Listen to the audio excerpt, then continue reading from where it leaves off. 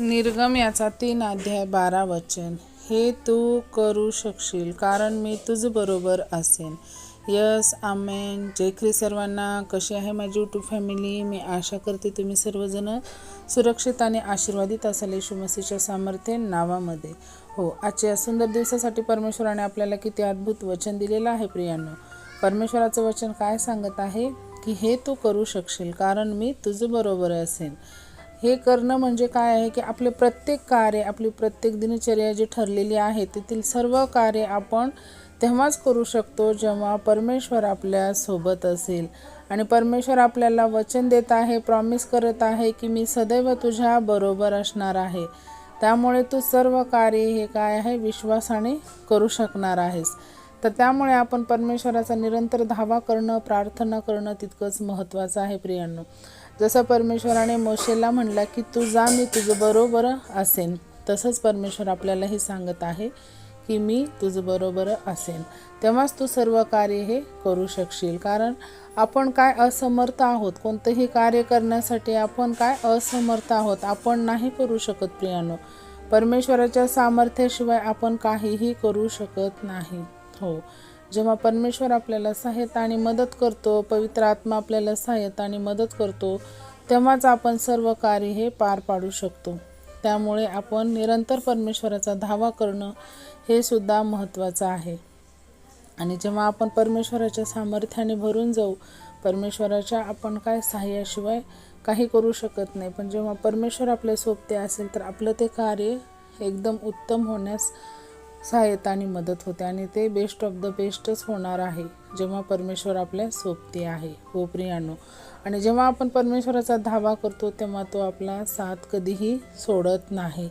त्यामुळे कधीच आपण परमेश्वरापासून दूर न जाता निरंतर प्रार्थनेत राहणं, परमेश्वराच्या चरणी बसणं आणि आपलं जे काही आहे ते परमेश्वराकडं मागणं हे सुद्धा महत्त्वाचं आहे. आणि प्रार्थना करणे याचा अर्थ हा होत नाही की आपण काय निरंतर मागणे हे मागितलेच पाहिजे, की काही ना काही आपण हे पाहिजे ते पाहिजे असे आपण कंटिन्यू मागणं हे सुद्धा चुकीचं आहे प्रियांनो. प्रार्थना करणे याचा अर्थ हा होतो की आपण परमेश्वराला धन्यवादसुद्धा देणं. जास्तीत जास्त आपण परमेश्वराला धन्यवाद दिलं पाहिजे.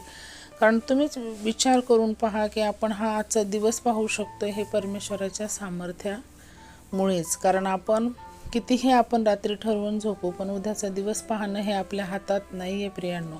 इथे सुद्धा परमेश्वराची मर्जी असणं, परमेश्वर आपल्या सोबती असणं हे महत्त्वाचं आहे. त्यामुळे आपण परमेश्वराला धन्यवाद देऊया, पवित्र आत्म्याला धन्यवाद देऊया आणि आपण छोटीशी प्रार्थना करूया.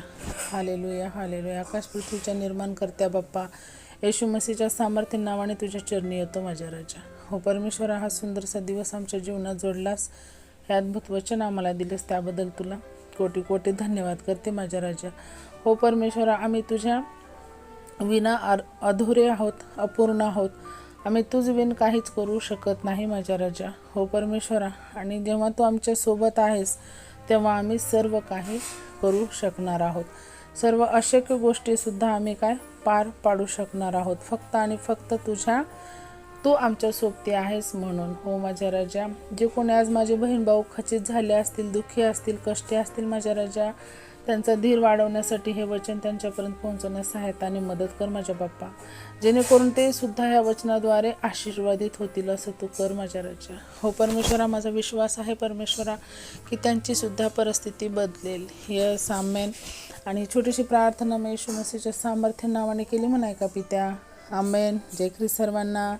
Praise the lord. शालोम. प्रभू येशू मसीहची शांती तुम्हा आम्हा सर्वांसोबत युगानुयुग असो, परमेश्वराच्या दुसऱ्या आगमनापर्यंत.